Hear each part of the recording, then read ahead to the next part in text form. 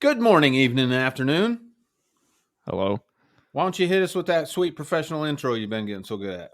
Oh, all right. Something along the lines of welcome back to JKMoto Podcast, your one-stop shop for all of your motorcycle podcasting needs. Brought to you by Working Class Customs, custom custom fabrication shop out of Northern Utah. And you can ask Mr. Cole there for anything else you would like to know. This week Awesome. with Special guest, we're bringing Lugnut back. Anthony, aka Lugnut Norton, is coming back to the show. We'll bring him on here in a little bit. So Yeah, because we gotta talk about the MotoGP race. I have a confession to make after the intro here, and then we're going to talk about some CVMA coming up. Yeah, and I would like to apologize. It is that type of year, so if you hear some sniffles and coughs and whatever it might be, well, you know what type of year it is. And also, quick shout out to all of our listeners, followers, subscribers, whoever you might be. We appreciate you guys. We just hit 400 subscribers on YouTube. So if you're listening to this on something other than YouTube, we do have a YouTube channel. We put not just the podcast on there. There's some other good motorcycle content on there. So make sure you go hop over Working Class Customs on YouTube. Check that out. And if you're listening and maybe you got a weekend free or something like that and you want to watch the show, you can always watch. We're not a show per se, but there's a little bit more if you watch than just listening. So yeah, I have dirty hands again. Yeah, we'll get into that in a little bit. So should we roll the intro? Roll the intro. All right. Yesterday at one point, I was in sick.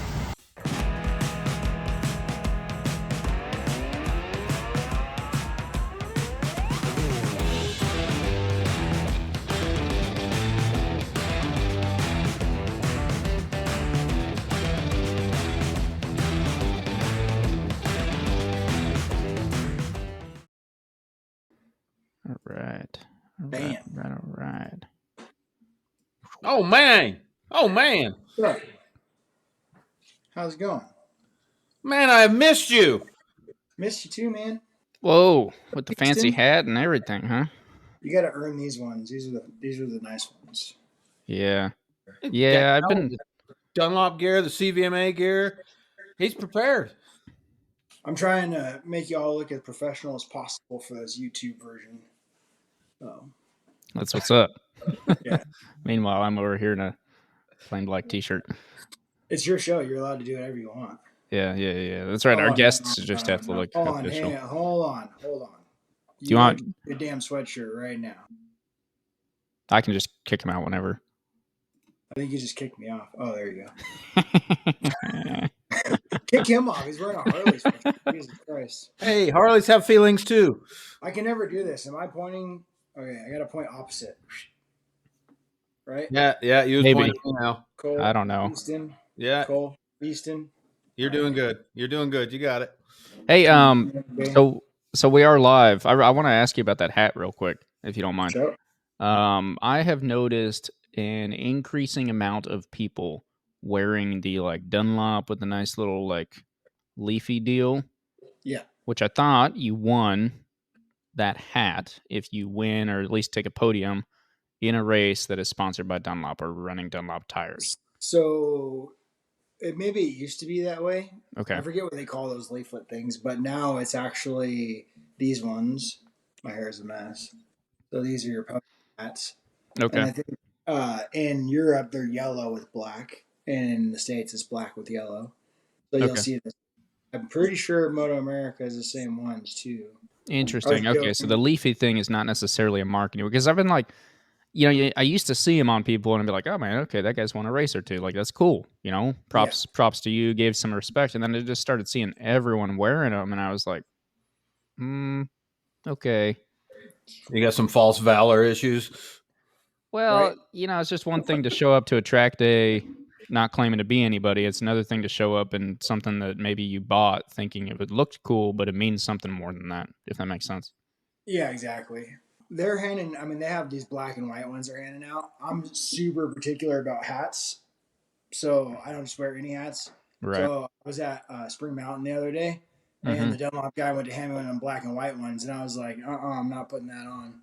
It just fits weird, right? And so I got one though, so I went over there and I put this one on. So I earned this one.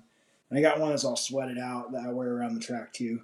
So this is the going out looking nice one, and then you got the sweated out one, and they rotate through as you earn more. So yeah, it makes sense. Good deal. Well, yes, sir. Here we go. Here's what's on the agenda for today. So motorcycles, but first we're gonna ask Easton to do a nice introduction for you, for those that haven't seen you on here before. Oh yeah, where are my manners at? Yeah, where are your manners? Everyone give a hand and a shout out to our good friend Anthony, aka Lugnut Norton, all-time motorcycle crazy racer guy that is something else out on the racetrack. You can ask just about anybody that's ridden or raced with this guy. I think I would say that he definitely does a little more than just holding his own. He's out there to prove some things. Maybe a little late in life for it, but you're never too late. In the words of him, drink water, go faster. Drink water, go faster. Always trying to crack me with an old joke, hey, bud? Yeah, what do you mean? I didn't hear any old joke in there. I don't know what you're talking about. Late start, but you know what? I'll give him hell for at least a few more years. Right. So before we definitely want to talk about CVMA with you today. Mm-hmm. I have some. You can say personal questions. Well, they're not personal, but you can say they can be personal. It's okay to have feelings, Cole. 11 and a half. 11 and a half, really? Somehow I will bring a tape measure to the track next time and make you prove that. 11 and a half what? Don't worry about it. Don't worry about it. You size. Okay. All right. Yeah, sure. Millimeters. But first, before we get into all that, you had a chance to watch the MotoGP race today. I did. Actually, I was up till 3 o'clock in the morning, and I almost watched it last night, but I figured I'd save it for coffee this morning. Same. Yeah. I did the same. I did watch it last night. I actually watched it live, so. Oh, nice. Yeah. I was close. Like, I was awake when they did the grid walk, and then I was like, wow, me and Stacy were watching a movie, and I was like, I'll watch it after, and then I decided sleep was a better idea, So I watched Moto 3 last night, Moto 2 last night, and then decided to save the race, the GP race. But last week, our friend Easton gave me a bunch of crap, a bunch of guff, because he said, I can't sit there and say that every race, you must watch this race. It's the greatest race of all time, right? Yeah, I did say that because you've been saying that. This was not the greatest race. No, it definitely wasn't.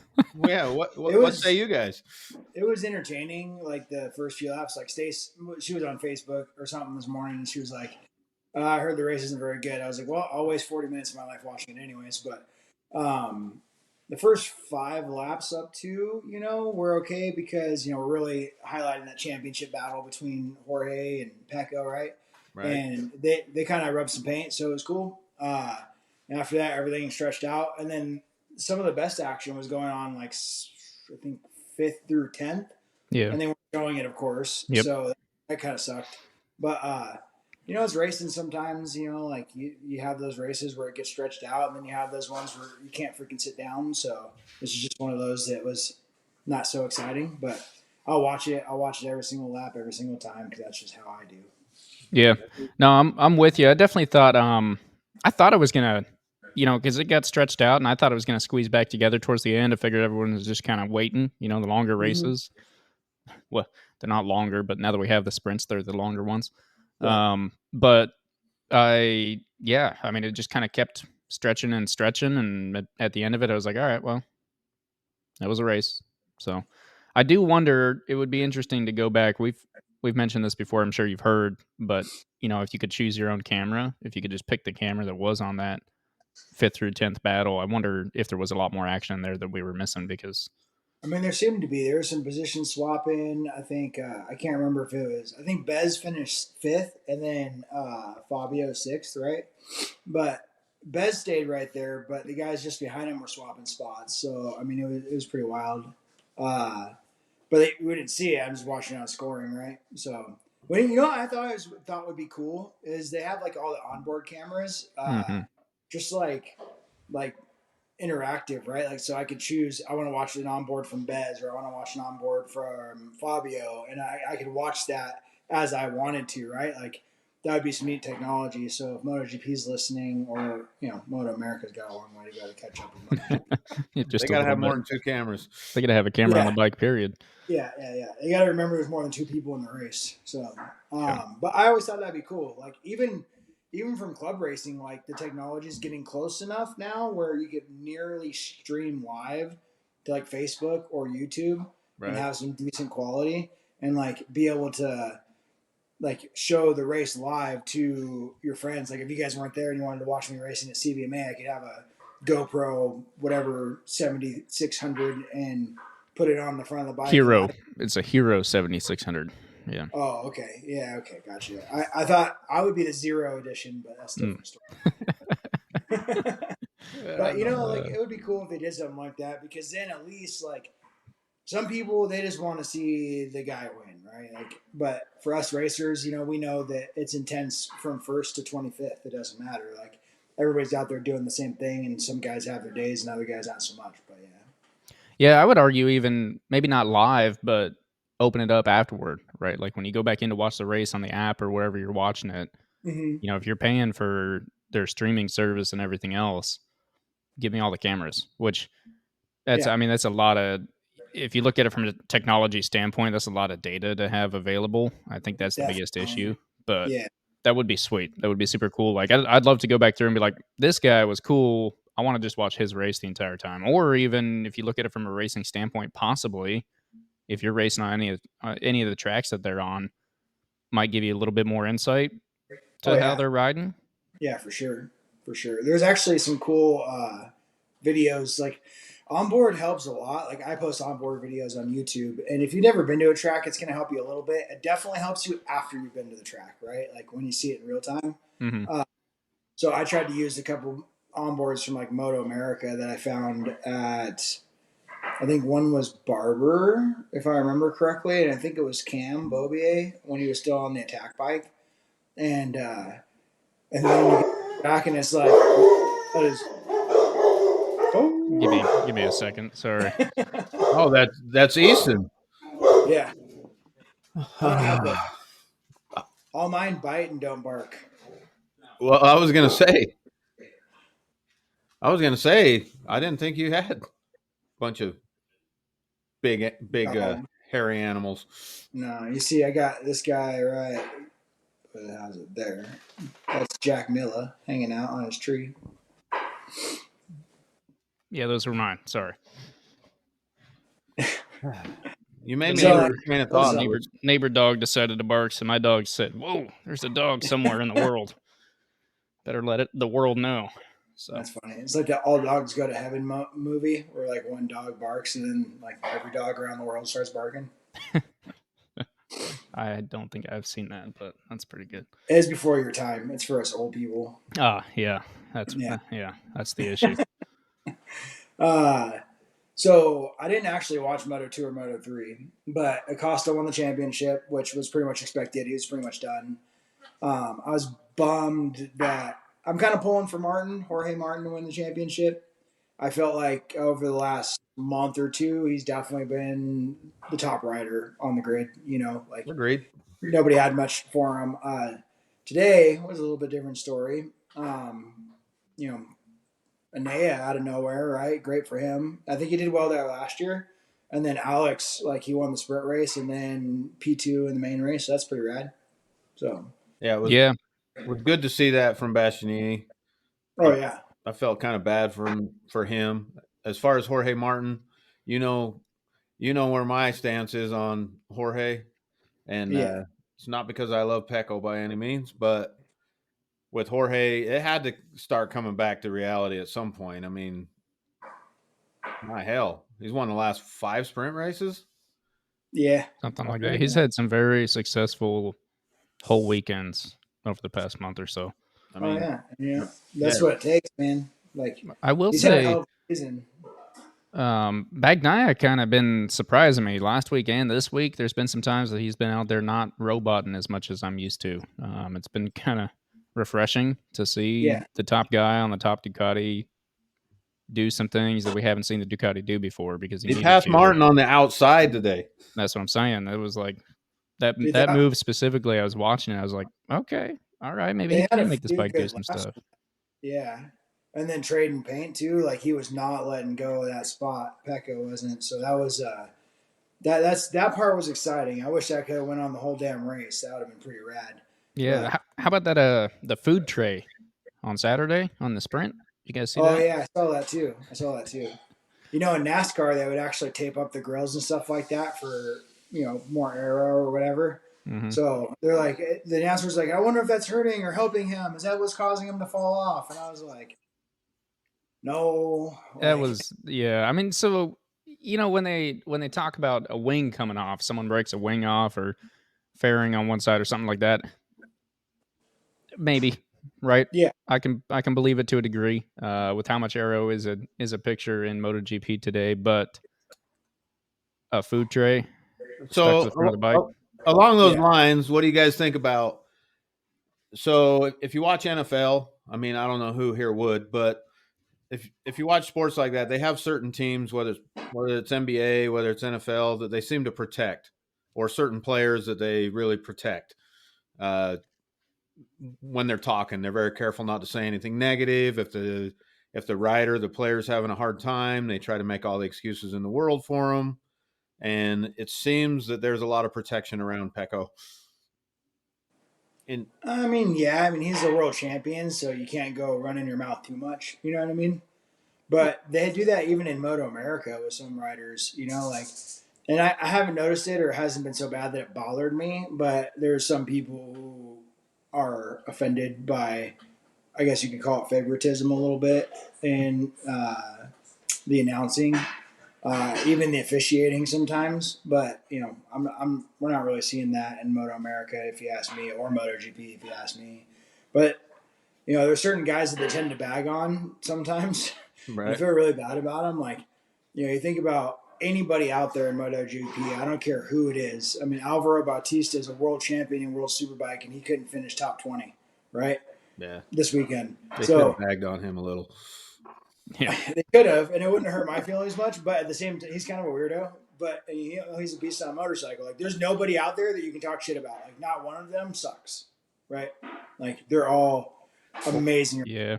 Now, I know you like to keep your professional credentials and everything, but I can say something about Joan Mir. I can bag on that guy. He crashes every single time he touches a motorcycle. You know what's funny is this weekend, what do they say? Between Team HRC, 50 crashes on the season. 27 for Mark and 23 for Joan. But I get the feeling, so the difference between Mark and Joan Mir to me, though, is when Mark crashes, he's out there doing something stupid or pushing the bike farther than it should, or, you know, tries doing some crazy pass and crashes. Joan Mir, and maybe that's going back to the camera thing, maybe it's just because we don't get to see him. It's just always Joan Mir crashed out of 20th spot. Well, yeah. If you're just driving around in 20th, why are you crashing? I mean, I feel the same way. It's like I would be embarrassed if I crashed at a track day or if I was out there doing, you know, 3 seconds off my lap times or whatever. But, you know, I don't know. That bike has been troublesome, right? And still the bike is probably most developed for Mark. So, you know. But if you know it's troublesome, what are you hoping to achieve out there? Why are you – I think he's just trying to survive, and it's that freaking hard, honestly. Because, like, even what is it LRC, right? Honda? Mm-hmm. LCR Honda, whatever. LCR.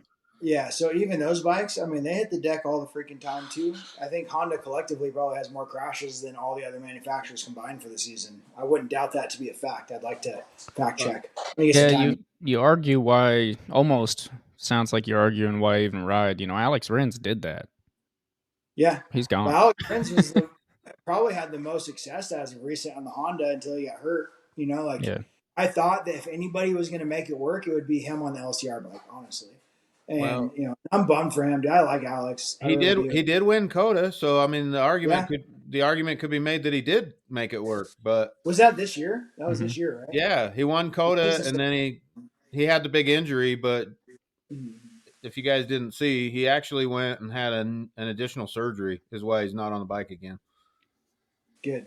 I hope he gets to take care of. Yeah, he's going to Yamaha, right? Correct. Factory. He's taking Morbidelli's spot. A bit of him and Fabio. Yep. So let's. About that, hold on 1 second. Oh, go ahead. It'll come back to me. I was just going to say we should pick on Easton a little bit about. My opinion keeps changing about old Golden Underwear, and that deal he had going, trying to follow Morbidelli. Since you brought Morbidelli up, dude, that's what I was going to. Yeah, it's too much. It's too much, Easton. It's too much. I know. Honestly, I'm not going to pick on Easton about it, but like the announcers brought up a good point during qualifying or whenever it was where they're talking about qualifying, and they're like, "Hey, look, like, you know, if somebody makes it that obvious that they don't want to get followed, like they're just going to like cancel the lap on the guy following." And I'm like, that would be great because, and I get it. Like sometimes it's nice to catch a toe, but to be that like ridiculous on track about not even riding because someone's behind you or because you're behind someone and playing those stupid games, like, dude, just go run a lap, man. Like it's annoying as a fan to watch it. It's like, hey, I want to watch you guys get out there and like do what you do best. And I understand that they gotta, like, Mark's having trouble with the bike, and it's probably easier to gauge if he's rolling behind someone. But nonetheless, like, either have that conversation ahead of time. Like I've had that at club races when we're qualifying. Like, hey, like, can I follow you for a lap? I don't worry about me being back there. I'm not going to hang on, or maybe I will, but I'm going to go out behind you if you're okay with that.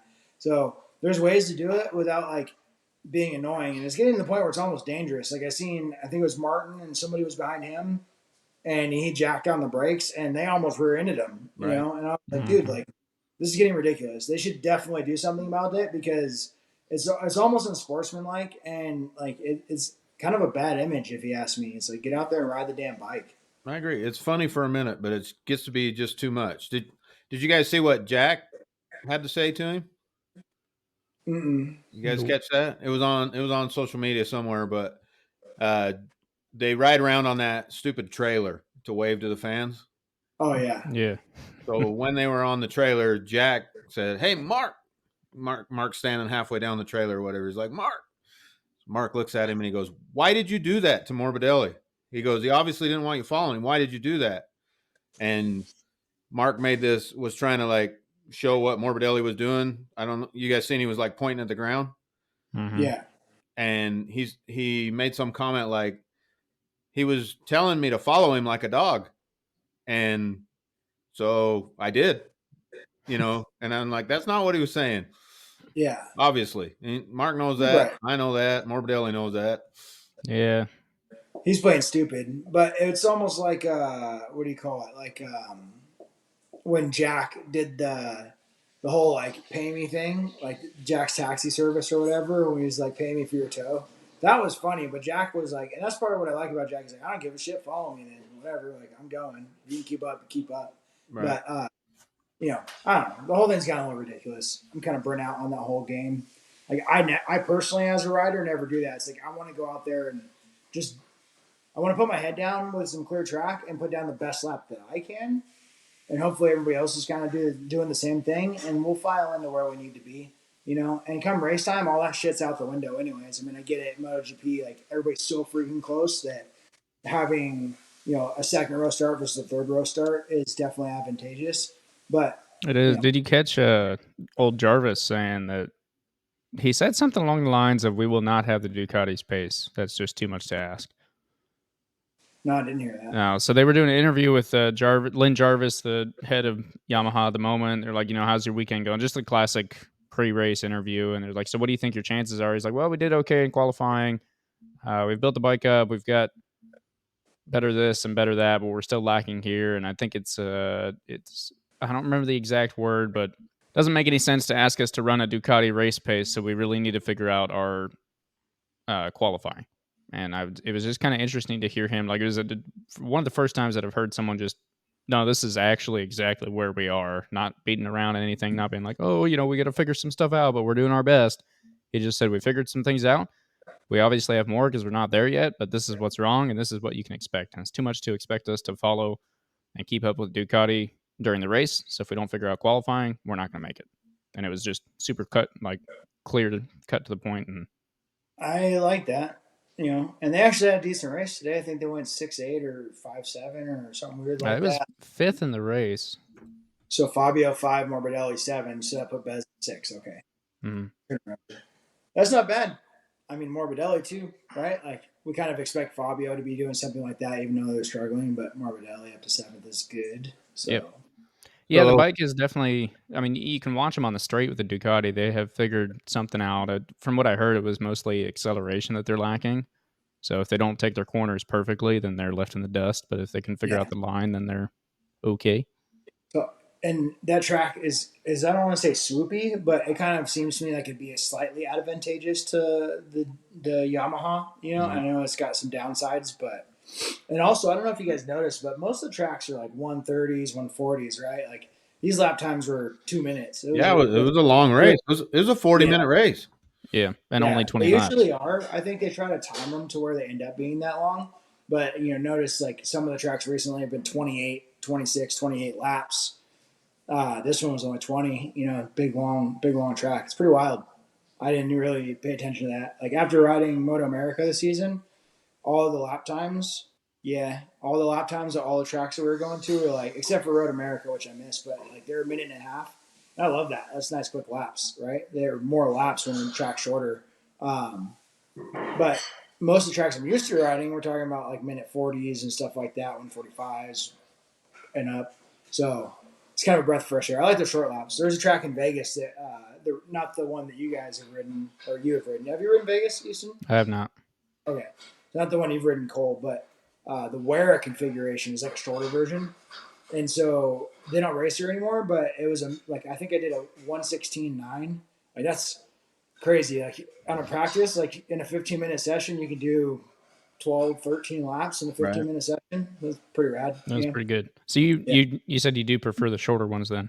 I do, yeah. Like the long tracks are cool, whatever. Like Coda was a super long lap, right? And a lot of turns, but like I don't know. Like I like the shorter laps where you can hit more corners. You get to see the track more times consecutively. I feel like it comes together a little faster sometimes that way too. So okay, yeah. So better for especially for you where you're in your Moto America career, you're seeing things for the first, maybe second time, but a lot of the tracks it's your first time out there, so it helps you learn it a lot quicker. Exactly. Well, next year I was looking at the calendar, 5 rounds for Stock 1000. New Jersey is the only one I haven't been to. Mm-hmm. So 4 out of 5 tracks at least I've seen before. All of them only once, but at least I've been there before, as opposed to trying to learn something new every time I showed up this year. So yeah, Barber, the Ridge, Laguna, Brainerd, and New Jersey. So it's a fun schedule. I got one last MotoGP question before we get into the. Because we got to talk some Moto America, and I don't mean to keep bringing up golden underwear, Easton. Okay, he's got a thing for it, Easton. Yeah, that's what it really is. He actually. Yeah.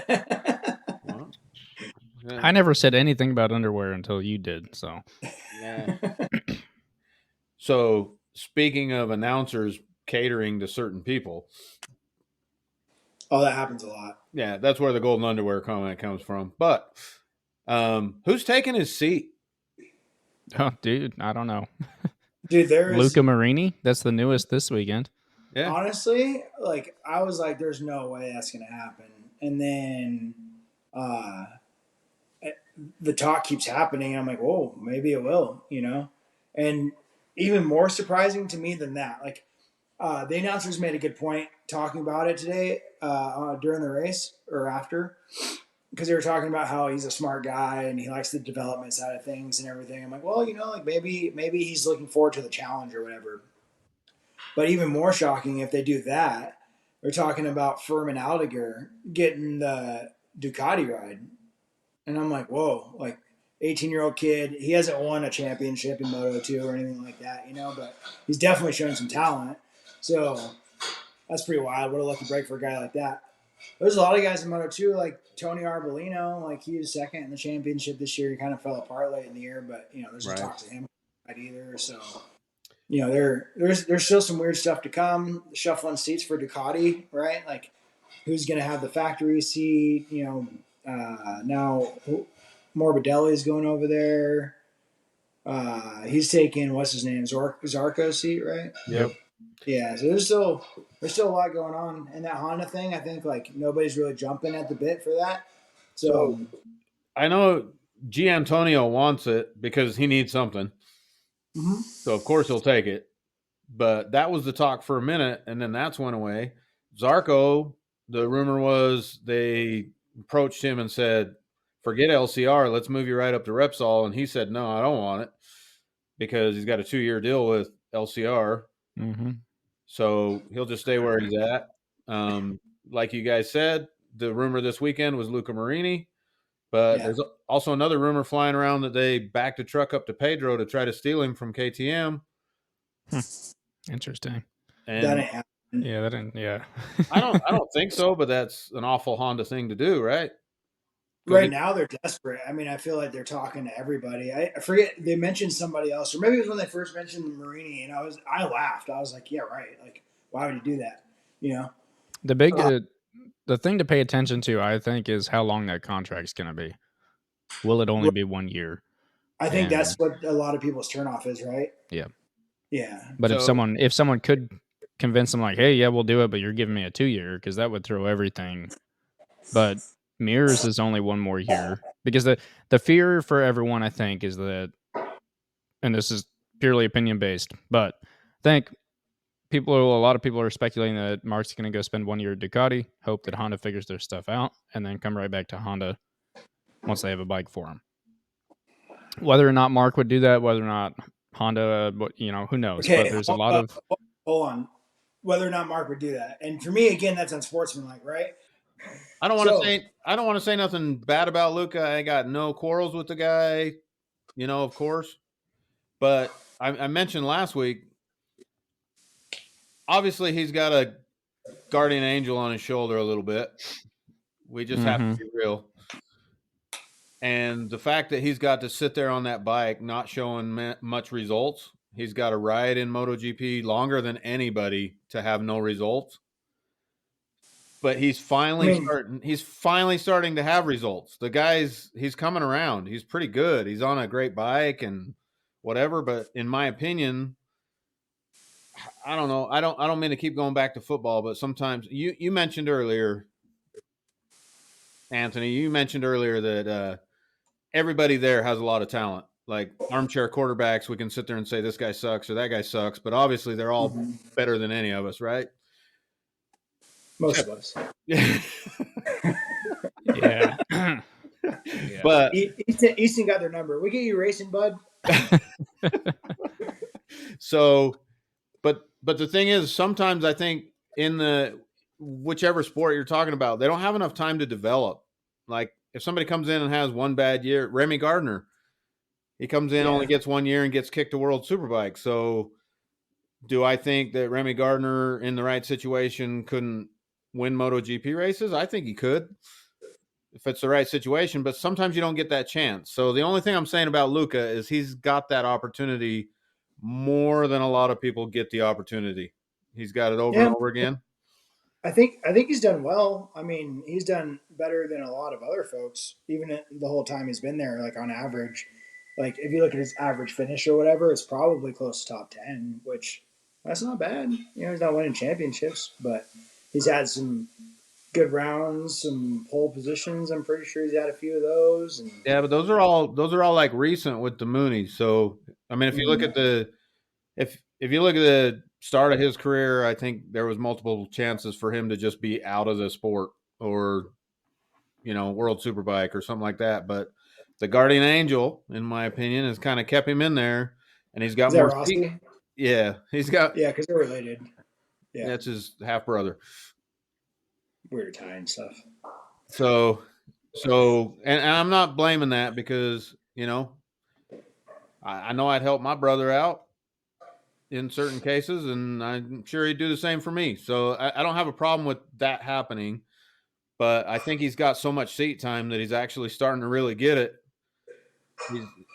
with all those opportunities. So, but to throw Luca on a Repsol, a 1 year deal, let's say, it's probably I mean, he'd have to hope his brother took him back. Well, it would destroy anybody, honestly. Maybe not, but that's what everyone's seeing, right? You put Alex Rins and Joan Mir over there, which are both very talented riders. They did very well on the Suzuki. Joan Mir had a championship. Alex Rins was always known for playing around and going kind of nuts, maybe dumping it in second place in the second to last lap here and there. But beyond that, very talented guys. You could even look at Paul Espargaro. I don't know exactly where he sat before, but it wasn't terrible. And everyone's like, yeah, it'll be so good to have him back on a KTM because he really just had a terrible 2 years. You could even look at Alex Marquez and argue that for him. I know, we've got our own opinions of all these different people.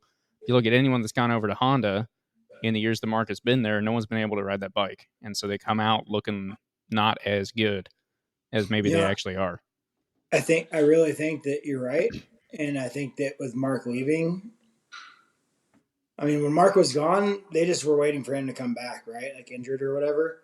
But with Mark leaving, I think it's an opportunity, So like Honda, I know it's different with production bikes, but they just released an edited version of the Pirate bike. Yeah, they get bigger wings.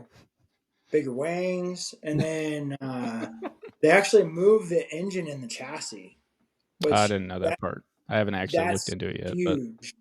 That's a big change, right? And so they've been struggling at World Superbike, and they've been going fast. They just haven't been putting up results.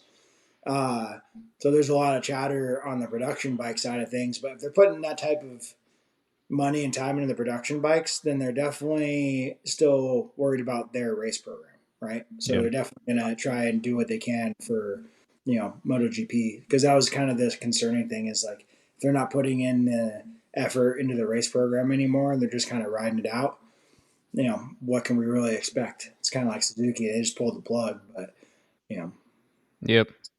We'll see, man. I'm excited to see what next year brings with some fresh blood on the Honda and see how that goes. Because right now, Mir's still under contract, right? Correct.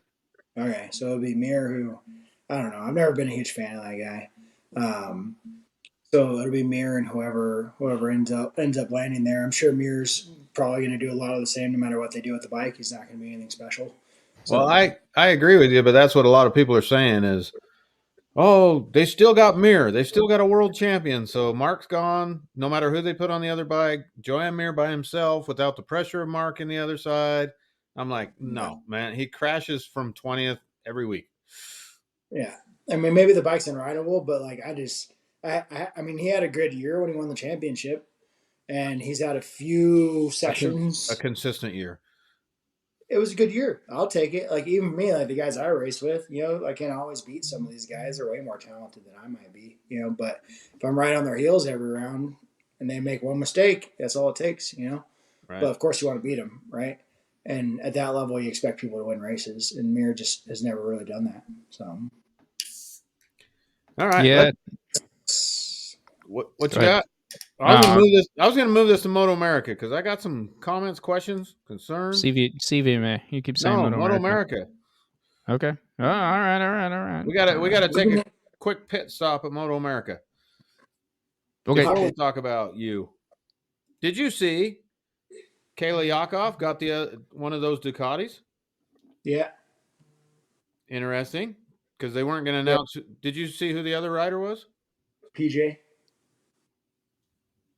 Jacobson. Really? Yeah. On the Rahal bikes, right? Yeah. Yeah, it's PJ Jacobson and Kayla Yakov. So, yeah. So they have said that their aspirations are to do 1 year in that class and then at least field one superbike. I believe it. And they said, they said before they announced who the riders were, they said that they had a rider in mind for that already. And so that's now got to be PJ. Yeah. Yeah.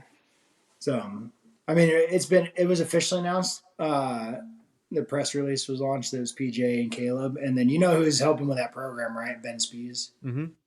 So it's kind of cool. Ty was just mentioning something about it, and I made a joking comment, of course, but honestly, like it's I'm excited about that. That's going to be an interesting team, and it's cool to see some like satellite teams get involved, right, for Ducati. Right. So, that's something we can segue into CVMA at one point because we're gonna have to see. Now there's a lot more people getting involved with the next gen stuff. It's gonna change the club scene a lot too. So, agreed. Yeah. So the other thing about Moto America is Tyler's cycle. Mm-hmm. They're doing testing right now. I just saw that actually like 30 minutes ago. What's his name? Sorry, drew a blank. JD Beach. JD Beach was doing testing. Yeah. That mean they're there? Honestly, what I heard was Tyler's was out. I heard they were going bye-bye. That's what we all heard, I think. Yeah. That's what I've heard too. But that was great. That's great news if they're gonna. I'm hoping. What I'd love to see JD back on a full-time superbike ride. Like I really like that guy. He's an animal, and he's been doing this a long time, and he's good at all disciplines. He's just like one of those guys that'll ride anything fast. So that's really cool, kind of like a Mesa or whatever. So I'd love to see JD and Cam Beaubier back on Tyler's superbikes since we know PJ's gone and Corey announced that he's not riding for Tyler's this season. So, that would be neat, but it's kind of all hush hush. Well, even like last year, Tyler's didn't even announce their program really until like last minute. They were like, everybody knew they were involved, but to what level, right? And who was going to be riding and everything. So it was, they just got a weird way of doing things, I guess. Well, I feel like the sport's been ratcheting up in the U.S. and that was kind of a step back in my mind to have them leave. So it's all positives for me if they put more bikes on the grid. Unfortunately, there's a ton of politics, right? And something we were talking about riders going different places and having opportunities or being stuck on a bike too long or somebody not getting an opportunity. Politics in the sport are just like any other, man. Like it's a whole thing. Like we could have a whole couple hour chat just on that alone, and that's what a lot of these big teams. I mean, I heard some figures which blew my mind. I could not believe it, but even a Moto America season, I mean, just think that these teams might be spending $5 or $6 million for 10 race rounds in the United States. Yep. They're not traveling overseas, right? That is absolutely insane. Yeah, quick break. So if you're listening and your friends don't watch or listen or whatever to Moto America, get them on it because they need our support. Absolutely. That's what's insane to me is that it's so small feeling, but there is still so much money there. There's a ton. Like the amount of people that know what Moto America is. I'm lucky if I go to a motorcycle related event. Not track days are a little different, but like something other than a track day, motorcycle related event with people when they know anything about Moto America. You're lucky that they know anything about MotoGP. So honestly, I'm selling the Ducati. Stacy and I are selling her Ducati, and there's a few people that have recently reached out about it. If anybody wants to be 4S, by the way, got one for sale. It's clean. But the last couple people who hit me up about it, I brought up Josh Herron, and none of them knew. And I'm like, really?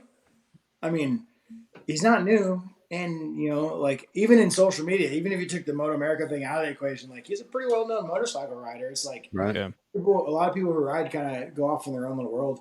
But Moto America, their numbers went up this year. MotoGP numbers went up this year. Like, racing is on the rise, like financially speaking, fan base speaking. So, I'm hoping we continue this trend. Yeah, I agree. Hopefully. Agreed. Anything else about Moto America there? That's all I've got for Moto America. What's that lizard on your shirt? That's a Chuckwalla. Literally a Chuckwalla. Is that what that actually means? Like, yes. It does. Okay. All right. Look I didn't know that. You have your internet right there, right? I do. I sure do. Chuckwalla. All you have to do is try finding Chuckwalla, and that's the first thing that comes up. Yeah. What is a Chuckwalla? We almost have a Chuckwalla. We have a bearded dragon. Matic Taxobox. What? Huh. All right. Yeah. No, definitely lizards found primarily in the arid regions of the southwestern United States and northern Mexico. All right. Yeah, I didn't know that. That makes so much more sense now. You know what's funny is, like, I don't think I've ever seen a Chuckwalla at Chuckwalla. That's kind of sad. They should have they should at least have one, like, as a pet, you know? Yeah. You can buy them in reptile stores and stuff too. I get excited every time I see one. But. So you have no idea what your name means. Speaking of wildlife, as we start to move this conversation to Chuckwalla, JKMoto, I think it was posting pictures of a snake in the parking lot, a tarantula in the parking lot. Oh, yeah. A scorpion in the parking lot. Yeah, Joel Omen, right? Yeah. Yeah. So, there's all kinds of critters out there. They have these little white foxes. They're literally like this big. They're tiny. And I've only seen a couple of them at night, but they're kind of cute looking. And then we've seen some snakes. And then there's a stork, Henry. He hangs out at the track. Nice. You'll see. Probably eating Chuckwallas. Maybe. The Chuckwalla itself looked pretty big. They're pretty robust. Yeah. I don't know if that's quite stork size. They're defenseless, really. Like, they're not, poor little guys. But so, your friend Fuzzy Moto posted a picture of some critters. Also, Mike Fuzzy. Yeah. He posted a picture. He did. I missed it. Oh, yeah, there's some like weird bugs or whatever, right? He posted. That was in his garage. That was in his garage. So does that mean at some point I might have to like fumigate a certain engine? No, because that's in his shop. Well, I'm just saying I don't want those things to find a home and start to populate or anything in my neighborhood. They won't. They were scary. Yeah, there's some weird potato bug things. I've only seen a couple of them. They're freaky. They're prehistoric, man. All right. Well, let's go into CVMA. So round 2 is coming up next weekend. So people will be watching this on Wednesday. You'll probably be real chomping at the bit. You'll be what? Chomping at the bit. Chomping at the bit. We'll be right there. Yeah. Ready to rock. You'll be on your way down already. No, man. I can't make this one. I know. I heard you said on the last show you'd be there in December. I was like, damn it. Yeah, I'm gonna do the December 15th one. So what do you got? What do you got to look forward there? What was the turnout before? What are you expecting this time? Oh, one of everything. So the first round, it's funny because Utah is the same way, right? But the first round, the last round can be a little short on attendance. But man, we had some huge grids. I think some people got a little turned off by the open bike shootout.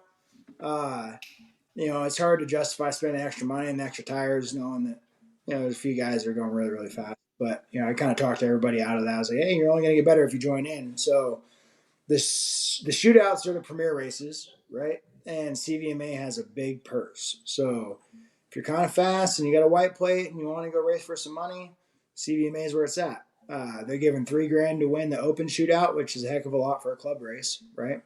That is a lot. And they pay down to 5th.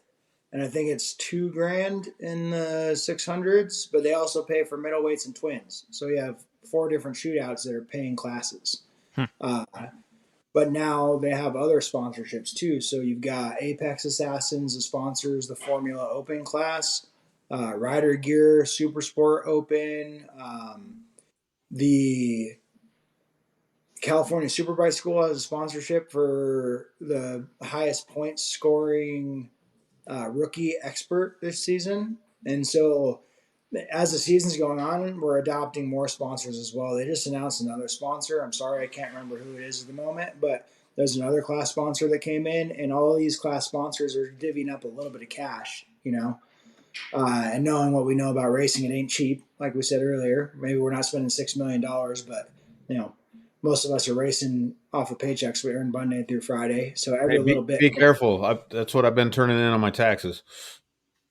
I won't. I'm not saying you. I'm saying me. Yeah, it definitely costs $6 million. Yep. I can almost. And I don't make any money.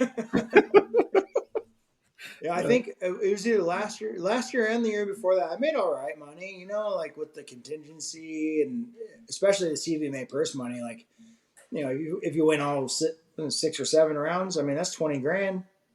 Shootout money, that's not bad, right?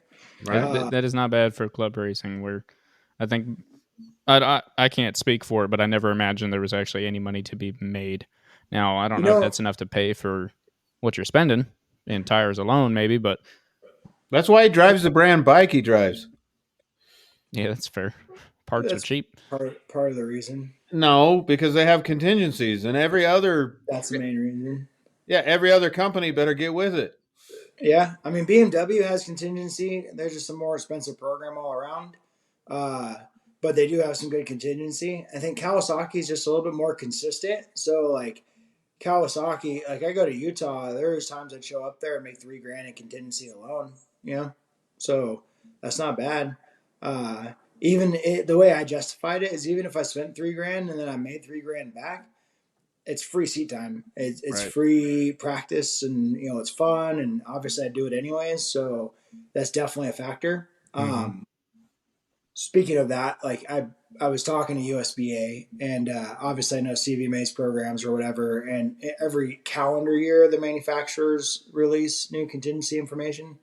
So waiting to hear what BMW has to offer, but everybody keeps asking Lugnut what he's doing next season, and right now it's like leaning on Team Green or going to a new BMW, and I'm testing a BMW maybe for myself this coming Friday, so we'll see. But all right. You heard it here first. We still don't know anything, but maybe. No, we don't. But there's options. Yeah. So, I'll give you guys the exclusive releases as they come around. I like it. Then we could be like blood brothers. Right. What, the Beamer? Yeah. Yeah. Like. Yeah. BMW, such a great bike. They're going to MotoGP, all these other things. Yeah. They are going to MotoGP. You know what sucks though? And this is the only reason why I'm considering, because the electronic package on the BMW is far better than anything else on the stock 1000 grid. But the difference in price is the electronics BMW, the BMW electronics package is $12,000, which I can get the KRT for Kawasaki race package for $3,000 or whatever. Yeah, right. It's a huge difference, and it's not quite fair. I mean, it's in the rules, but whatever. I like the Cowie. I ride it pretty fast thing, so might stick with that. But you're fine. I'm not judging you. Just looking for more family. I'm gonna ride what I ride. You're gonna ride what you ride. Oh my goodness, family! Here we go. Family. You're gonna start sounding like freaking Fast and Furious over here. I say you need a Corona or what? Yeah. You read a BMW. Back to CVMA, right? Back to CVMA. Sidebar. This is always fun chatting with you guys, so we never get very far very fast. True. So round one was, I don't know the turnout, but probably 150 to 160-ish riders, right? And CVMA being held in the winter, if you're in Utah, if you're in Colorado, Canada, New York, anywhere else in the country people are coming from, right? They're coming out to California to CVMA because there's nowhere else really like competitively racing currently. So it's a great place to go practice and run. Chuckwalla is a fun track, right? It's fast, it's flowing. There's 17 corners. We're getting around it. I think last round I was a 145.1, so it's like 93 mile an hour average over 17 corners. Pretty fast. That's pretty good. I gotta take a note. 145, you said? 0.1. Fucking 0.1, dude. I was so pissed. 44 has been the goal, and I was so damn close, but we won't go there. It was a very eventful round one for me, so I'm still fixing scratch. Still on the recovery phase. Was that? Yeah. What is that thing in your hand? I'm doing calculations. Yeah, with what? What do you call the thing where you slide the little dots? It's a calculator, man. I don't have an abacus. You need eyeglasses. You need reading glasses or something. That's solar powered, man. So I was doing some math because these are some of the questions I have for you. All right, if I may.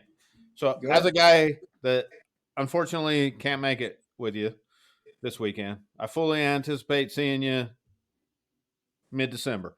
Mm-hmm. I have some questions about the format. You know what the USBA format is? Yeah. Help me out. You always tell me how easy it is there, but as I look at it, Easton, I don't know if you've looked at this, but I haven't. Step 1, I don't know the track that well. So, of course, I want to do the track day before. But in looking at that, the track day is split between, you step in and correct me anytime, but it has A and B plus, B minus and C. It's 2 different groups with Apex Assassins on the Friday before. So I'll go ahead and step in real quick. Yeah. So Dunlop, Racer's Edge, they actually host a Thursday track day. So if you or anyone is able to have Thursday off and interested in riding with a less packed track day, Thursday's an opportunity. Racer's Edge.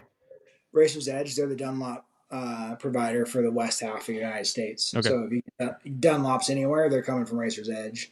They're based out of Vegas here. I'll grab I'm just making sure I catch that for links down below. Yeah, of course. Thank you for that as well. Dale will appreciate that.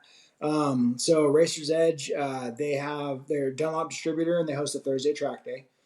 Cool thing about that is Dale, he's a humble dude, but he was a badass and he's still really fast, and he does a track walk in the mornings on Thursday morning, and that's how they start the day out. So if you're able to make it, it's pretty cool. You get to go and walk around with Dale, ask questions, see the track firsthand before you get out and ride. He also has coaching available. And then on Friday, Apex Assassins and CVMA split the day, right? So if you sign up to race, there's limited spots for CVMA racing practice, and that's a fast group and a not as fast group, we'll put it that way. And then Apex Assassins has the other 2 spots for a B plus, as you put it, and B minus the C group.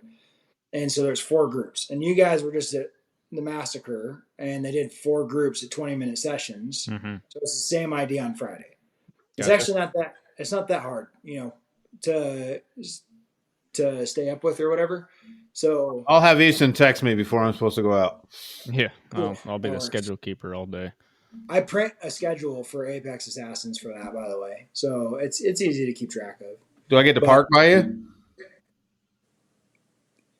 Yes. If you don't. Why did it take you so long to answer that? That's offensive. Because it's not my choice.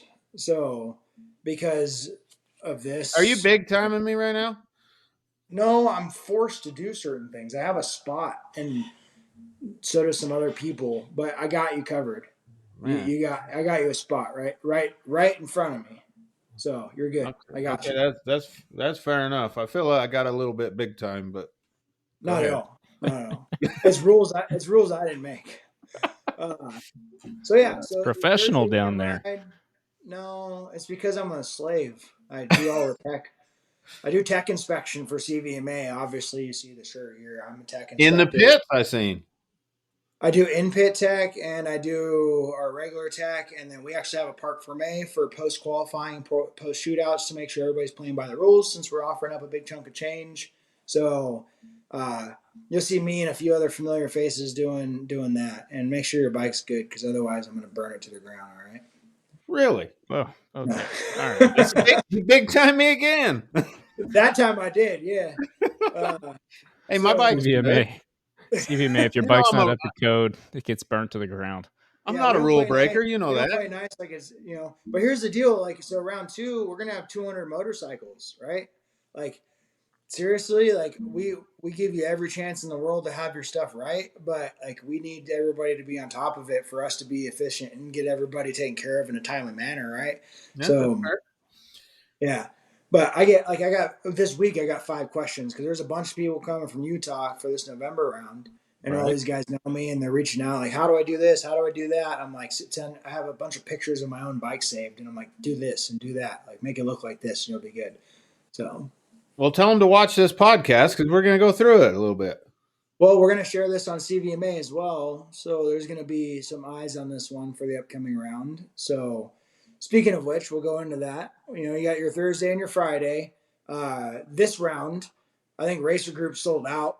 So if you're gonna ride, you got to ride with Apex, and by Wednesday we might be sold out as well. So sorry if you're just now seeing this, but you should have known better. You guys do that a lot. Sold out? Yeah. Well, especially CVMA. I mean, like I said, there's 200 motorcycle racers going out there. So if you're looking to ride the track day, you really got to be on your toes. And then racers are known procrastinators anyways. So, it's just definitely sold out. Busy. I am not a procrastinator. I'm going to sign up for the December one as soon as we get done recording this. As soon as you answer some of my questions. Yes. So that's Thursday, Friday. And then this round, every round we have qualifying. So Saturday morning, you'll have 2 10-minute sessions, very similar to USBA. They're both going to be qualifying sessions. But unlike USBA, you're qualifying for all of your races. So whatever you can lay down in your qualifying sessions will determine your good positions for the weekend. And then they have a full schedule of racing, probably 16 races or so on Saturday. And then Saturday night, we typically, I try to help with this a lot of times if I have time. But we try to put together some sort of organized event for the club. So this Saturday we'll be doing 619 knee draggers. Randy, he's doing a barbecue. We're going to have like a little Friendsgiving kind of thing. Watch the MotoGP sprint races. And then we're going to do fireworks. So it's always something fun at CVMA besides just the racing. Like, we're definitely one big family. So, yeah, should be good. And then Sunday's money race day. So Sunday you get a quick practice session straight into racing, and then shootouts are kind of in the middle of the day. Starts to thin out after that because it's a long day of racing as well. But yeah, that's a breakdown of the weekend. Okay. So a guy that, has all the time and money in the world, me, well, that came out wrong. That came out wrong. What I mean is, so I should plan to be there on your recommendation. So it's one thing I noticed, one of my questions, clockwise, counterclockwise. So sounds like it'll be clockwise mid-December. Mine. Oh, yes. Worried about me. Yeah. So I should come and do Cole over there, always worried about himself. I'm only worried about myself here. So clockwise in mid-December. So I should come do the Racer's Edge on Thursday. Then I should do the regular CVMA track day practice, and then race Saturday and Sunday. Yep. So you told me this is the easiest thing in the world, and you rattled off what I should do, and I still, when I look at the website, I'm a little confused. What races do I race? You know me. What do I race? You're going to race Formula 60. Formula 60? Oh, that was good. That was good. Fist bump for that. Yeah. All right. That's such bullshit. For those of you that don't race the Formula 60. Yeah. So Formula 40. There's a Formula 40 both days. Formula 40 Open is your race. And then you'll be able to race Amateur Super Sport Open and Amateur Formula Open and Femwalla. No more fist bumps for that one, Easton. and I heard the commentation in the back. Thank you very much. You gotta be careful with those ones these days. So, hey, you can say whatever you want to be. It's all right. We're all threatening. All of us are threatening to, identify as a woman for one round and just go out there and hold down the fort in Femwalla. Okay. Set some lap records and then they never get beat. No offense to anybody listening. I'm just kidding. Whatever. Yeah. It's like a 49. The last I don't know anyone racing that could definitely outride me, so I'm not. The last thing I would want to do is race Femwalla. The last thing I would want to do, and that's because I know for a fact there's some people that could beat me in that group. You know Mal Dobbs, right? Yeah. I heard you mention her name. She holds the lap record now. I think it's a 49. So that's flying on a 600. So some of those girls are not a joke. Actually, all of them are not a joke. Most of them are pretty fast. Some of them got to be a joke. I don't know, man. There's jokes everywhere. So Formula 60, Amateur Super Sport Open. What was the third one? Amateur Formula Open. And how do you? And you have to sign up for the people listening that might be coming from USBA. You have to sign up for each individual race. Yes. So USBA is one fee, race everything you can, which I kind of hate that, but we are not that way. So registration for CVMA is a $50 registration fee. First race is like $70, and every race after that goes down in price, if I remember correctly. So that's kind of how it works for us. So the more you race, the more you save. Yeah, but you're still spending more. Kind of on everything. On everything but tires, right? Honestly, like, what is it to race USBA? It's like $290 if you. It's $300. It's $290 if you do it ahead of time. So I think it was only $300 for me to register for my races. That's not bad. So it's about the same price, you know. And in my opinion, it's definitely. God, I gotta be careful. CVMA is. I don't want to say it's a more professional organization, but it's ran a little bit more like you would see in like the big leagues, right? Like the qualifying for every class and very structured. You know, it's and when you roll into the paddock, like you see the M4 Suzuki truck, you see the Tytler's truck, you see Wrench Motorcycles and Dave Anthony, right? Like it's cool, man. It's a cool experience, right? And it's a good. And the Long Beach BMW guys, don't leave them out intentionally. Who? I don't know. Some Long Beach BMW guys. Oh, that's Jeff. He's one of our Apex assassins. So, yeah, he's there with us. I'm just trying to stick the BMW. Oh, he gets a parking spot? Yeah, because he also has one of these shirts. Backwards. Yeah. You just get to get one of the shirts. So Jeff is my next door neighbor for CVMA weekends. You're gonna be our neighbor as well. So okay. No, then in that case, you have to get a BMW. Me? Yeah. I have always been the black sheep. I don't know if you can say that. I have. Okay. Yeah. Don't get me started, dude. Don't get me started. I'm the last person you want to take down that road. Oh, anyway. We don't need the editor working overtime. Editor. All right. CVMA. So more I think. What type of people do you see out there? Which I'm not. The weird way to word that, I guess. But besides Keanu Reeves is what he's asking. No, but it's one of the few places in America that you can race motorcycles in the winter. Correct. Mm-hmm. So how many big time guys are out there throwing down? Quite a few. Round around, quite a few. I mean, you guys know I rode the Altus bike this year, so they knew of me because they came and tested. They come test every year for a round or two, typically at CVMA. So teams like that will be there. M4. Some of their guys have raced with us, but they do testing out there. Attack isn't going to race there, but they sometimes do testing there. Let's see. I mean, there's tons of privateers that show up, and there's definitely some factory efforts that come by and do testing or racing at CVMA. So you never know who you're going to see. Joe Roberts, he shows up during the wintertime sometimes, and he'll do some riding. He's not racing necessarily, but we've had Sean Dillon Kelly show up and race on his Moto 2 bike before he went to Europe, and Richie Escalante raced 600. That was the most impressive thing I've ever seen, I think, is watching Richie ride the 600 around that track. But it's pretty neat, man. You just never know. So it's always exciting, going into the race weekend for somebody who's racing against those guys. And I do a pretty good job of holding my own at Chuckwalla. I'm always like, man, who am I going to have to grid up with this time? And so my first expert race at Chuckwalla, which is a couple years ago, I looked forward on the grid. Chad Lewin, Wyatt Ferris, Andrew Lee, Tony Elias, Dave Anthony, Bradley Ward, Michael Gilbert, the list goes on. I was I don't belong here, pretty wild. So again, you just never know.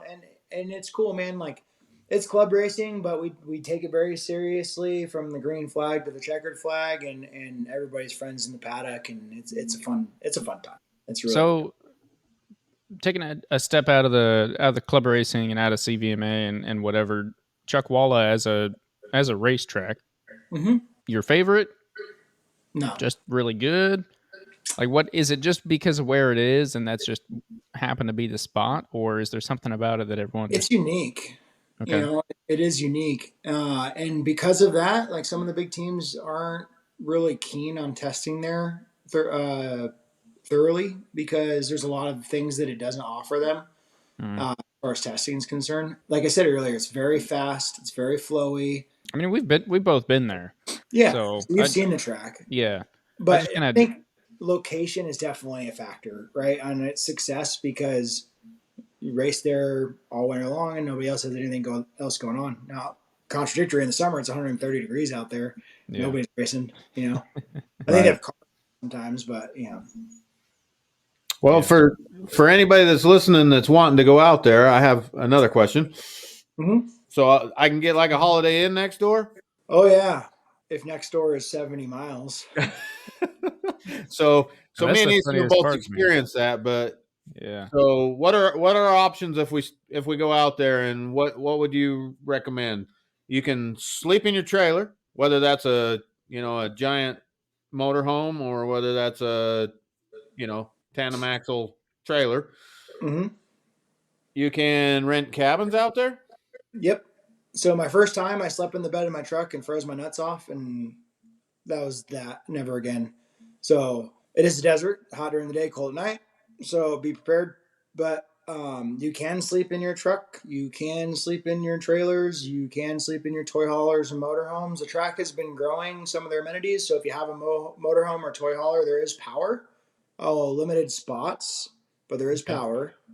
And then there's dry camping as well. So there is water there located at the track. There is a dump station at the track. So if you do have your motorhomes, toy haulers, whatever, you can fill up with water. You can dump at the end so you don't hit the road smelling funny. They do have those cabins you're talking about, which those are pretty awesome. Like I still occasionally stay in them, even though I've got my trailer set up or whatever. So I can't remember exact pricing on them. I think it's like $175 a night or something, which is basically like a hotel price anyways. And they're literally right out the front gate of the track. Right. I do remember seeing them. It was like, we were kind of weirded out. We're like, what's going on here? What did we miss when we were there? Yeah. Like if you haven't been inside one, like next time you're there, check it out, because they're actually really nice. Showers, beds, pull out couches. So you can split it with a friend or whatever. They got like kind of kitchen stuff going on in there? Or? Yep. They got a stove, an oven, microwave, and then they have little like hibachi barbecues that if you're renting the cabins, you can just use. Like it doesn't cost you anything to use them. They're just at the office. And then all the cabins individually have fire rings, so that's kind of cool. Do a little fire or whatever out there. So, yeah, it looked like when I was doing my research on it, Easton, it looked like there's two different options. There's the cheaper option is you bring your own bedding and everything. And then there's a fully furnished option also. Okay. Yep. Bedding like beds or just sheets and what? Pillows and blankets and stuff. Yeah. Okay. All right. Towels. Don't forget that if you're going to go that route. But if you choose not to go that route and you're going to like rough it, there is showers, there's bathrooms. So, I kind of go in between. I have a trailer with a little AC heater, kind of a cot setup that works well for me. When I go Chuckwalla, keeps it efficient, and take showers at the track, whatever. So it's not bad. So that's the other question I guess I have is and I'm not sure how much you'll know on this, but Chuckwalla, to me it's been around forever because it's been around since I started riding motorcycles. I know it hasn't. I don't think it's like super old by any means. It's like 10 or 11 or 12 years, somewhere in that ballpark. Okay. Not super old. But you just mentioned they're growing. Is this something we expect to just kind of keep getting bigger and bigger, or? Yeah, definitely. I mean, they're definitely expanding. As part of Chuckwalla currently, they have like a mini track or go-kart track. They've got a TT style flat track, dirt track for TTRs and stuff. And they are talking about expanding and adding either more track to either like add a separate configuration to, or a completely separate track. So these are plans. The track in the last few years has gotten some new players involved, ownership wise, and they have contributed a lot to help bring the track around. Not that it was bad before, but just to kind of keep going up and up. So I think part of the deal, and this is sidebar, but it was on a huge chunk of property. Like, there's a shooting range, there's a landing strip for airplanes or whatever if you're balling like that. But if you want to fly your bikes in, Yeah, exactly.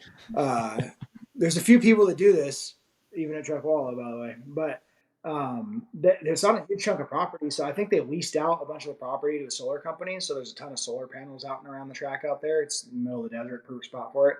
So I think they're making a lot of money back that way, and that's how the track continues to improve and advance. And then CVMA as an organization, it's a unique relationship, right? Because CVMA is Chuckwalla Valley Motorcycle Association, so they don't have to rent the track from Chuckwalla. They are Chuckwalla, but it has different government leadership, right? Mm-hmm. So that's part of the reason why it's so successful. But even CVMA has made changes over the last couple of years, with the shootouts and purses and some tech stuff, and organized. And our buddy Cowboy is operations manager, Jay Tanner race director. So these guys are really pushing hard to build a very professional organization. And everybody who's on staff for CVMA, they're there because they want to be, not because of the incentives. Trust me. We just make a difference in the world. So that being said, one last thing, and I want to touch on, just for everybody listening, if you've been following along the world of super sport, or Moto America's super sport, next gen, right? Yep. Gixxer 750s and Bill Motored R6s and whatever else there is out there to play around with. All these next gen bikes. So right now, I mean, if somebody's paying attention, they're not legal for club racing because there's no real club for that. Like, these guys have to race up, which means they'd have to race with the 1000cc bikes. And sure, the riders are definitely talented enough to do that, some of them at least, but it's hard racing depending on the track, going against 200 horsepower when you have 140 or whatever. So, but a lot of the organizations aren't prepared to properly officiate those rules. And so CVMA is taking the first step. So we're the first ones in the nation, maybe, I don't know about the world, but who are offering next gen classes for super sport and middleweight. Partly because we have a lot of that Moto America traffic that comes to us in the wintertime, right? We kind of had to offer that. But we also don't want to shortchange the guys who are running stock 600s and R6s. It's not fair to them to have to compete against a V2 that's in the next gen bike or whatever. So we have scales. We have a way to regulate the electronics. We're legit. So anybody listening out there want to race their next gen V2s and Gixxer 750s or whatever, there's a home for you at CVMA. It's pretty cool. Oh yeah, well, maybe I'll have to make my way down there then, because that has been one of my personal kind of questions, not for anyone else, but mostly for myself. Is just I've been on a Gixxer 750 since I started, and I love that bike. Yeah. But I'm like, do I want to race with 1000s, or do I need to drop down to a 600, or do I just need to bite the bullet and go up? So that would be kind of cool. Yeah, now you can, and even. I mean, technically speaking, with the Gixxer 750s to do next gen, it sucks because you got to spend $10,000 for the throttle body, whatever, however much it is. But we know people are looking into it. Yeah. So we have a list of every single one of those throttle bodies is out there because they all come from the same place, so we know everybody's bought them. So it's easy for us. We don't have to pull a gas tank to check and make sure. And the reason why. Some people, you go to USBA, they don't look at tech like a bike being legal for anything. You run what you brought. It doesn't matter. There's guys out there running full-blown super bikes. But they're not putting up any money. And so things change when you put up $3,000 for a win. Right? Agreed. I'm hoping the USBA and some of the other clubs follow suit, because if you look at it, CVMA, CRA, I guess maybe AFM. Yeah, AFM. And a lot more other clubs I've been seeing. MRN, Colorado, they all have some sort of incentive to racers financially, right? Like anything that we can do to make it easier on ourselves, a little bit of a race win or podium cash out, whatever, like it helps. So hopefully we'll see some of those changes for USBA too next summer. That would be cool. That would be sweet. Yeah. What else we got on CVMA? How many people drive 70 miles to the Holiday Inn? Some. Actually, some do. So I've considered it once or twice. I think we know what your plans are. Hey, man, I'm a platinum premium gold. That's what I was going to say. You got to keep the member points up. Dude, get the cabin. I'm telling you. Are you coming solo or is wife coming too? My better half will be there. Good. Yeah. She's always there. Get the cabin, dude. I know it's out of pocket, but like for $300 or whatever for, if you want to stay Thursday night in the Holiday Inn and save one night and then come back Friday, Saturday, stay at the cabin, do it. Like, I think it's a cool experience. Get the fire ring, you're under the stars, you ain't got to drive that far. You can go back and forth and take showers and come back up for the festivities or whatever. It's cool. I dig it. Cool. You could also get a motorhome, How about Easton drives to CVMA with his motorhome and we have a place to sleep? In December? Yes, sir. Oof, let me calculate the fuel cost that I just spent driving to Arizona. It's about the same drive. It's only like 2.5 hours further. Yeah, I think it was actually, I looked it up when I got there. I think it was 4 total. Yeah. Yeah. So, yeah. This year, probably not. But next year, he's going to be full-fledged race license. Is that the deal? Probably not. Absolutely not. I have a very, very inconsistent work schedule that I cannot change. So yeah, got to play it where I can, and racing is not in that schedule. Kind of a bummer. I'm excited for saying it. Yeah, so like in 2 years, and then he'll be old enough we can make old jokes about him. True story. Yeah, I'll be 22. So old, 22. I'll be able to drink. I'll be dead before I can call you old. It's true. That's what happens when you're actually old. Yeah. Anthony's bluffing. Don't fall for that 22. What? Don't let him get away with that. He ain't that damn young. I'm not that I old have no either. idea. You look like you're 12. I'm sorry. Why you're not laughing? No, he didn't think that was funny. Who, me? Sorry, I've got also other things happening. Yeah. He's got all kinds of responsibilities at the moment. Yeah, it's been a day. So, well, I apologize. All right. So, good. Closing thoughts. My thoughts are, I wish I could be there with you guys. Good luck. Thank you. My thoughts are, we got to make another bet because I've been told not to bring this up, but I think it's been long enough. You owe me dinner. I do. And I planned on taking you to a really nice place in Phoenix, but I had SEMA and I couldn't make it, so I was super bummed. Yeah, I figured it was you just trying to avoid the dinner part, so it's Not okay. I took it wholly personally. I only took it personally, but it's all right. I get it. The only reason it didn't happen because my shit was broken. I'm just saying, it ruined my perfect season. Like, like this guy beat this guy, and I'm like, dude, I won 2 out of 3 races with a fucking bike that was bouncing off the ground. Okay. All right. Maybe Can you tell it's still too soon?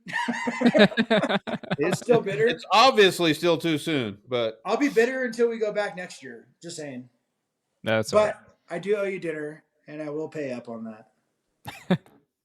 Well, anyway, I like to get it on record. I think we've put Lugnut on our own little personal pedestal at least. I mean, you've got the cabinet back there to kind of show that a little bit. But what type of time are you trying to run? What's your goal for this year? Just so everyone knows what they got to come for. I have an uphill battle this round because last round I went 145.1 on new tires. First round back, and that was a PR. So that was really good. It was only by a couple tenths, but the goal has been 44 last season and this season. And last season, a lot going on. I couldn't put it together, but damn, to be that close, like that's obviously the goal. So 29's in Utah, 44 is the CVMA, 44 9999999. I don't care. I just want to see it. All right. So you guys know I don't drink, right? Yeah. Right. You guys know I don't drink. I have a bottle of Crown Royal in the kitchen. And it says Project 44. And it's been going to the track with me for the last 387 days or something like that. And When it happens, I will have a drink of Crown. All right. Oh, so, man. Are you okay? Okay. So now I have to think about this. Because I'm rooting for you. Mm-hmm. But after that story, I don't know if I'm rooting for you to do that mid-December. It's one drink. Well, but that means for him, he's done the next day. Oh, yeah. Are you going to polish it off before me? I can't crack the bottle and not finish it, but I'm not going to finish it. Yeah, that's true. I can help. Okay. I figured it out. We're back. We're rooting for 144s. You and my buddy Nick Nevin will. You guys haven't met Nick. He was supposed to come out to Utah, but great guy. You guys will help me out with that one. Actually, I think my whole crew is a bunch of whiskey drinkers, so you may not have to do too much work. All right. I like it. All right. Well, I think that's about all I had. Anyone got anything else? Thanks for having me on again, guys. Yeah. Thanks for coming. Good talking to you. I miss you this off season. See, I'm the only one in the frigid north. Yeah. Yeah, it sucks. Hey, it was in the 50s today. See, that's cold for me. Yeah.